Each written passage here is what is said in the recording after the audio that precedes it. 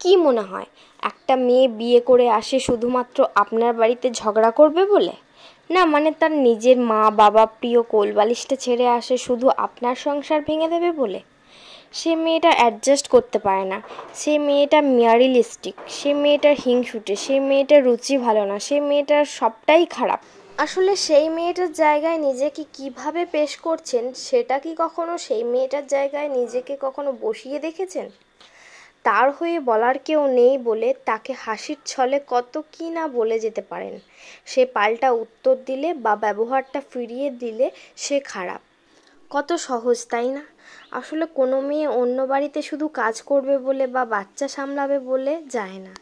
সে তার নিজের বাড়ি ছেড়ে আসে সেখানেও একটা পরিবার পাবে এই ভেবে। শুধু পাল্টে যায় আচরণগুলো আঘাত পেতে পেতে।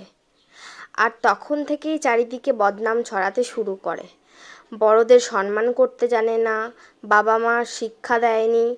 আসলে কি জানো তো, একটা মেয়ে হেরে যায় সবসময় বাস্তবতার কাছে, কখনো তার পরিবারের কাছে বা কখনো তার প্রিয় মানুষটার কাছে। মেয়েরা যার কথা মতো চলে তার কাছে সে অনেক ভালো।